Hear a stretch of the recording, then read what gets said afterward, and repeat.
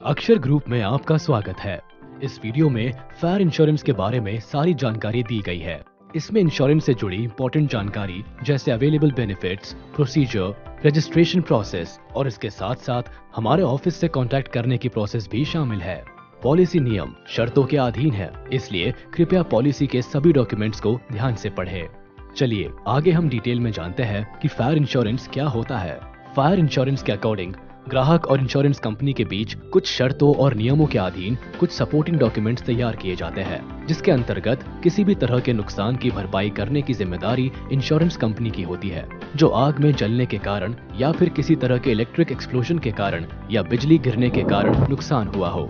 अब आसान तरीके से इसे समझने की कोशिश करें तो फायर इंश्योरेंस के तहत ग्राहक उनके नुकसान की भरपाई करते हुए उनके बिजनेस को या फिर निजी जीवन की फिर से नई शुरुआत दे सकते हैं।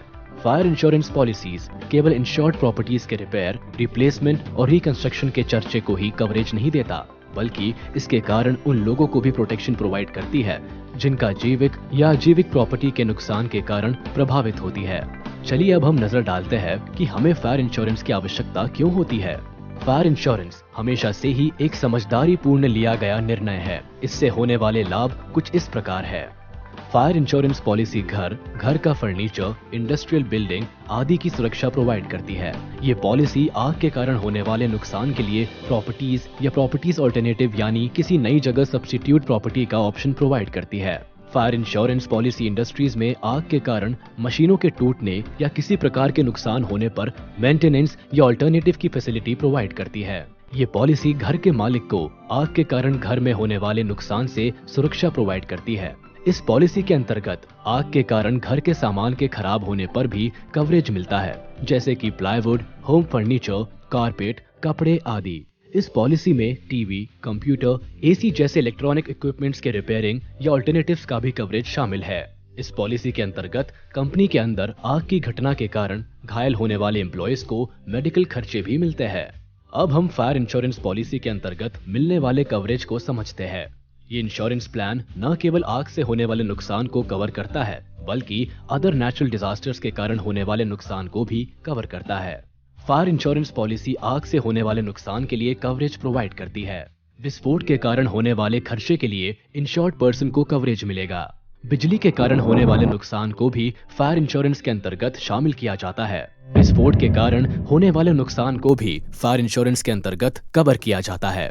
विमान या विमान के इक्विपमेंट्स को आग या किसी और प्रकार से होने वाले नुकसान को फायर इंश्योरेंस पॉलिसी के अंतर्गत कवर किया जाता है। हड़ताल, दंगे या टेररिस्ट एक्टिविटीज के द्वारा प्रॉपर्टीज को होने वाला नुकसान इंश्योरेंस के अंतर्गत कवर किया जाता है। Tornado, storm, cyclone, typhoon, flood and other natural calamities के कारण होने वाले नुकसान को भी फायर इंश्योरेंस के अंतर्गत कवरेज प्रोवाइड किया जाता है। लैंडस्लाइड या रॉक स्लाइड के कारण होने वाले विनाश को भी फायर इंश्योरेंस पॉलिसी के तहत कवर किया जाता है। यदि प्रॉपर्टी में पानी की टंकी के ओवरफ्लो होने के कारण हुए नुकसान को भी फायर इंश्योरेंस कवरेज प्रोवाइड किया जाता है। आगे हम फायर इंश्योरेंस के विभिन्न प्रकार को समझते हैं। फायर इंश्योरेंस में डिफरेंट टाइप्स की पॉलिसियां होती है, जिन्हें कोई भी अपनी आवश्यकता के अनुरूप चुन सकते हैं। Valued policy. इस पॉलिसी में बीमा करता बीमा धारक को एक निश्चित राशि का भुगतान करने के लिए सहमत होता है। बीमित व्यक्ति और बीमाकर्ता के बीच विषय वस्तु के मूल्य पर पहले से ही सहमति होती है। वैल्यूड पॉलिसीज आमतौर पर कला, चित्रों, मूर्तियां और अन्य ऐसी किसी चीजों पर जारी की जाती है जिनका वास्तव में मूल्य आसानी से निर्धारित नहीं किया जा सकता है। वैल्यूड पॉलिसीज के तहत दी गई राशि वास्तविक संपत्ति मूल्य से अधिक या कम हो सकती है।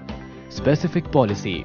इस पॉलिसी में बीमित व्यक्ति को हुए किसी भी हानि को केवल एक स्पेसिफिक राशि तक कवर किया जाता है, जो संपत्ति के वास्तविक मूल्य से कम है। स्पेसिफिक पॉलिसी में एक संपत्ति पर एक निश्चित राशि का बीमा किया जाता है और नुकसान के दौरान यदि नुकसान स्पेसिफाइड राशि से ज्यादा आता है तो इसका मुआवजा दिया जाएगा। Floating policy.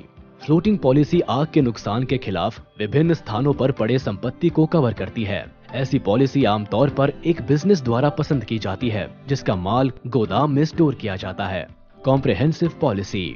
इस पॉलिसी को ऑल इन वन पॉलिसी के रूप में भी जाना जाता है, क्योंकि इसमें आग, हड़ताल, युद्ध, चोरी आदि जैसे कई प्रकार के जोखिम से होने वाले नुकसान को कवर किया जाता है। तो सवाल ये उठता है कि फायर इंश्योरेंस कौन ले सकता है? कोई भी ऐसा व्यक्ति जो प्रॉपर्टी का स्वामी है अथवा उसने कोई प्रॉपर्टी किराए पर ली है, वो फायर इंश्योरेंस खरीद सकता है। आप ये भी जान लीजिए कि फायर इंश्योरेंस प्रॉपर्टी इंश्योरेंस का ही एक हिस्सा है। फायर इंश्योरेंस क्लेम के लिए किन दस्तावेजों की आवश्यकता होगी? आपको फायर बीमा क्लेम लेने के लिए इन दस्तावेजों की आवश्यकता होगी।